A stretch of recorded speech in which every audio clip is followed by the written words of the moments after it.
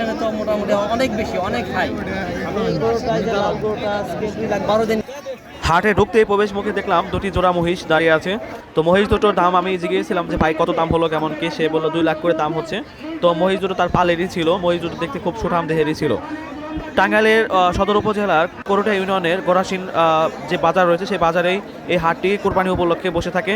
তো কোরবানি উপলক্ষে হাটে প্রচুর গরু বেচা কেনা হচ্ছে এবং অনেক ক্রেতা বিক্রেতার সমাগম ঘটেছে।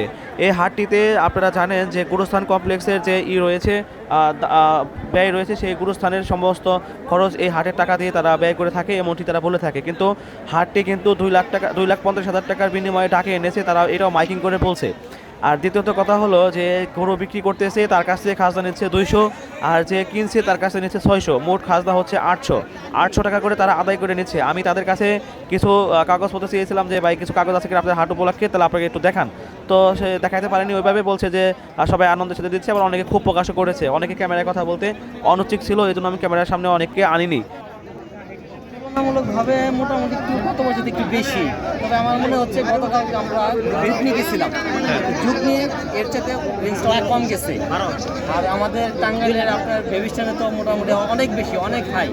আমি গরুটা যে লাল গরুটা আজকে 2,12,000 নিলাম, 2,12,000 নেওয়া হয়েছে।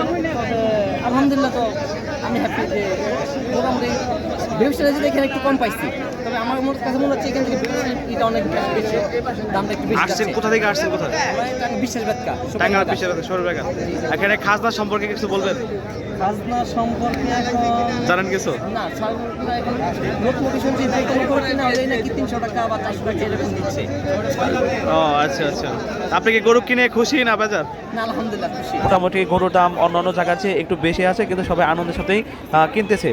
আর এদিকে যে ছাগলের বাজার রয়েছে, ছাগলের বাজারও গড়াসিন বাজার অন্যান্য বাজারের চেয়ে একটু দাম বেশি, যতটুকু আমি মনে করলাম, কয়েকটা হাট ঘুরেছিলাম। তো কে কোথা থেকে ভিডিওটি দেখছেন লাইক কমেন্ট শেয়ার করে সবাইকে দেখার সুযোগ করে দেবেন, এবং এই গড়াসিন হাট সম্পর্কে আপনার কোনো গুরুত্বপূর্ণ মতামত থাকলে কমেন্ট বক্সে জানাবেন। ধন্যবাদ সবাইকে। ঈদ মুবারক, ঈদ মুবারক, ঈদ মুবারক।